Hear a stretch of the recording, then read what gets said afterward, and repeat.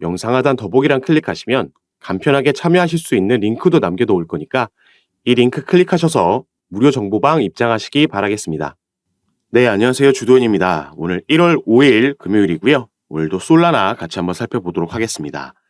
자, 제가 오늘 촬영을 준비하는 이 오전장에서 지금 급하게 변동성이 나오고 있습니다.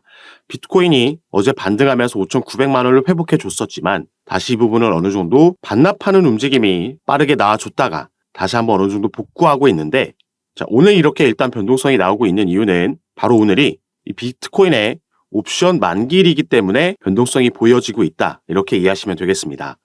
그래서 우리나라 시간 기준으로 오늘 오후 5시에 옵션 만기이기 때문에 자, 저번 달에도 옵션 만기 전에 이런 변동성이 나왔다라는 거 인지해 주시고, 이 풋콜 비율, 이 풋이 하방에 베팅한 거고 콜이 상방에 베팅한 걸 그 비율로 나타내주고 있는 겁니다. 하방 베팅이 높아지면 이 그래프가 높아지고 반대의 경우는 당연히 낮아지겠죠. 다만 이 비율이 미래를 예측하는 데에는 크게 도움이 안 된다라는 점 말씀을 드리겠고, 이전에는 이 풋콜 비율이 1이 넘고 또 1.2가 넘으면 이제 시장이 바닥이고 내려올수록 꼭지에 가깝다라는 말도 있었지만, 이 비율이 높은데도 계속 상승하는 경우도 있고요. 반대로 하락하는 경우도 최근에 보이고 있기 때문에 이 부분이 변동성을 야기하고 있지만 이 수치로 가격 전말하기엔 무리가 있다라고 볼 수 있겠습니다.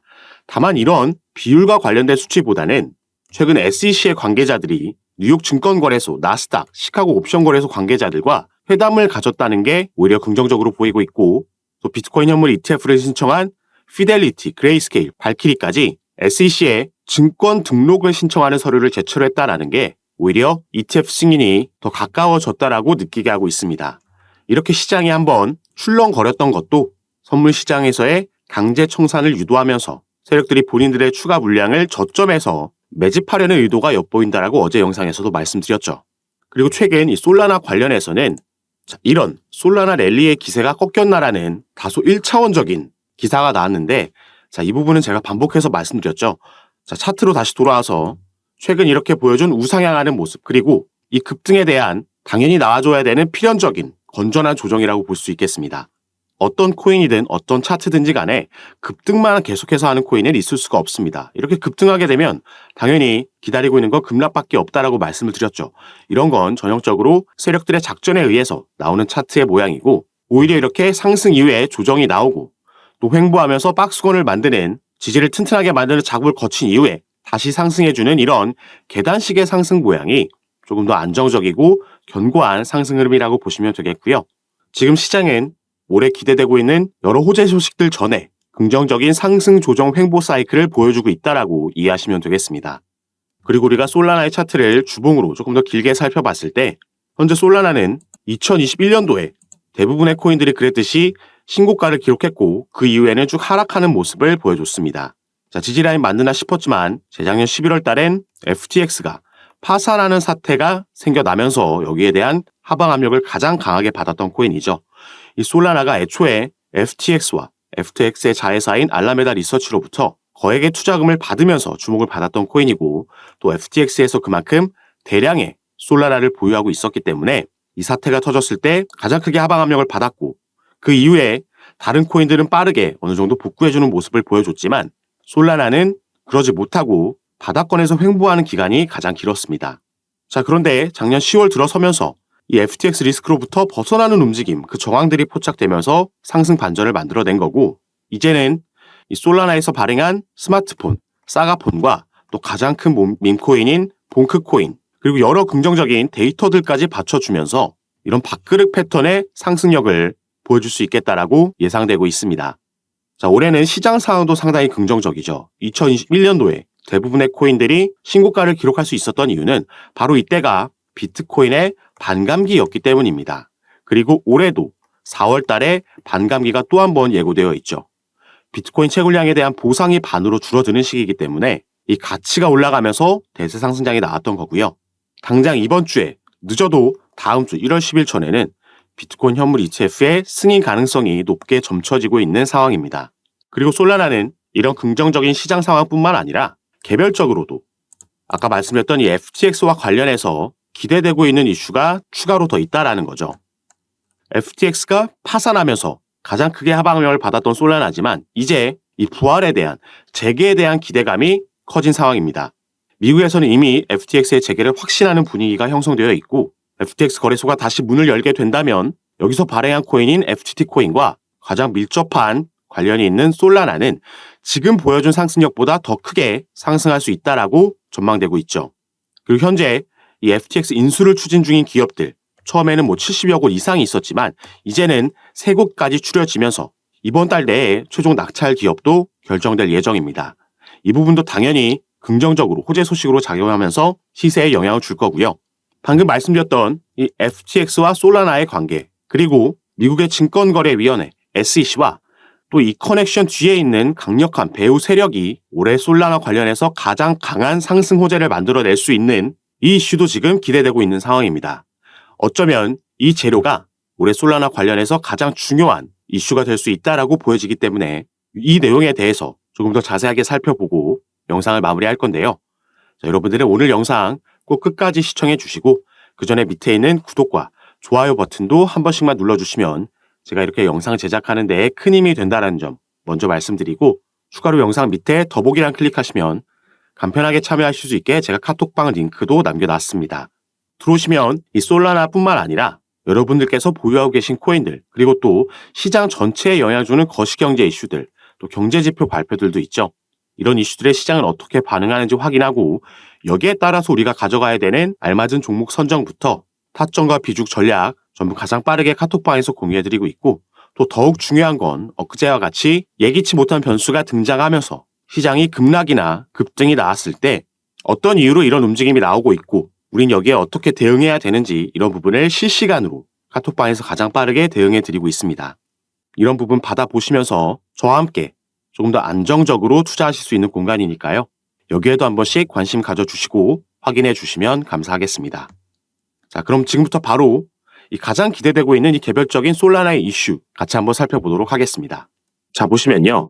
자, 게리 겐슬러, 미국의 증권거래위원회의 위원장입니다. 이 사람이 FTX의 부활을 시사하면서 FTX 코인인 FTT가 167% 상승을 했습니다. 자, 그리고 여기서 또 한 가지 제가 이미지를 보여드릴 건데요. 자, 바로 이 블랙록이라고 최근에 많이 들어보셨을 겁니다. 이 솔라나는 FTX로부터 거액의 투자금을 받았고 FTX는 바로 이 블랙록에 많이 투자를 했던 기업입니다. 자, 그런데 블랙록이 어떤 기업이죠? 세계 최대의 자산 운용사입니다. 무려 운영하고 있는 자산이 1경이 넘는다라고 알려져 있죠.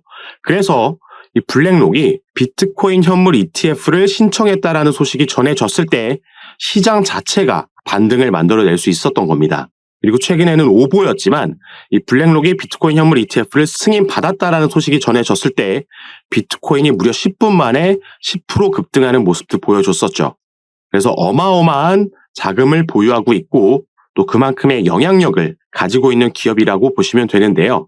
자, 여기서 다시 이 커넥션을 하나하나 살펴보자면 일단 이 솔라나는 투자자금 유치가 정말 잘 되어 있는 코인입니다. 그래서 지금 이 블랙록에서 FTX에 투자, FTX가 솔라나로 투자한 이 구조를 가지고 있는 거고 블랙록이 이 FTX의 자금 회수를 위해서 여기에 투자한 자금을 회수하기 위해서 솔라나의 부흥을 일으킬 것이란 시나리오가 나오고 있는 거죠. 그리고 이 부흥을 어떻게 이끄냐? 바로 이 부분이 지금 언급이 되고 있습니다. 솔라나의 현물 ETF라는 거죠. 자, 블랙록이 비트코인의 현물 ETF를 신청했고 지금 이 승인이 얼마 남지 않았습니다. 거의 기정사실화되고 있고 그 시점이 언제냐만 전망이 나오고 있죠. 그래서 블랙록은 최근 이더리움에 대한 현물 ETF도 신청 절차를 밟았다라고 전해졌고 이 부분을 블랙록에서 직접 확인해 줬습니다. 그러면서 이더리움이 하루 만에 13% 급등하는 모습을 또 보여줬죠. 그리고 나서 이 다음 타자가 이제 방금 살펴봤던 이 커넥션에 의해서 솔라나가 될 가능성이 높다라는 얘기가 나오고 있습니다. 그리고 여기서 또 한 가지 중요한 건 자, 블랙록의 CEO 바로 레리 핑크라는 인물이 있습니다. 이 레리 핑크라는 인물은 현 정부 민주당의 주요 후원자 중 한 명이죠. 그리고 아까 우리가 기사에서 살펴봤던 이 게리 겐슬러라는 인물, SEC의 위원장은 현 정부 바이든 행정부에서 임명한 인물입니다. 그렇기 때문에 그가 임명되고 나서 그의 임기 기간 동안 계속해서 이 민주당 강경파들의 눈치를 봐왔었죠. 자, 여기서도 우리가 커넥션을 그려볼 수가 있죠. 블랙록의 CEO 레리 핑크가 민주당의 주요 후원자고, 이 민주당에서 임무란 인물이 바로 SEC 위원장 게리 갠슬러라는 겁니다. 그래서 이 사람이 지금 이 FTX 부활을 직접 시사하고 나선 거죠. 그리고 만약에 정말 이 시나리오대로 흘러간다라면, 그리고 그 가능성도 충분히 높다라고 보여지고 있기 때문에 솔라나 같은 경우에는 애초에 우리가 생각했던 10만 원대가 아니라 그 위로 충분히 그 상승력을 높여갈 수 있다라고 보고 있는 겁니다. 그래서 이런 부분, 만약에 또 이런 시나리오로 간다고 해도 세력들은 중간중간 이 조정을 줬다가 가져갈 수 있겠죠. 그래서 최대한 개인들의 물량을 뺏어 먹고 본인들의 물량을 확보한 다음에 가져갈 수 있습니다. 그래서 이런 부분을 잘 파악하면서 우리가 매매를 진행해야겠고, 이 부분 제가 카톡방에서 가장 빠르게 파악하고 공유해 드릴 거니까 여러분들도 미리 들어오셔서 이런 부분 받아보시면서 여러분들 투자 판단에 참고하시고 매매 진행하시기 바라겠습니다. 제가 카톡방에서 이런 부분 전부 무료로 공유해 드리고 또 잡아 드리는 거니까 이 부분 안심하시고, 여러분들은 위에 보이시는 제 전화번호 010-6531-7908번입니다. 위에 제 전화번호로 숫자 7이라고만 문자로 보내주시면요, 제가 이 문자를 확인하는 대로 순차적으로 연락드려서 카톡방 초대 도와드리도록 하겠습니다. 그리고 아까 말씀드렸듯이 문자 전송 힘드신 분들은 영상 밑에 더보기란에 이 링크로도 충분히 참여가 가능하시니까요. 이 부분 통해서도 들어오셔서 제가 어떻게 이런 부분 잡아드리고 또 도움 드리는지 직접 확인해 보시고 판단해 보시기 바라겠습니다. 자, 그럼 오늘 영상 여기서 마무리하도록 할 거고요. 저는 다시 카톡방에서 여러분들 대응 도와드리고 상담 도와드리면서 찾아뵙도록 하겠습니다. 감사합니다.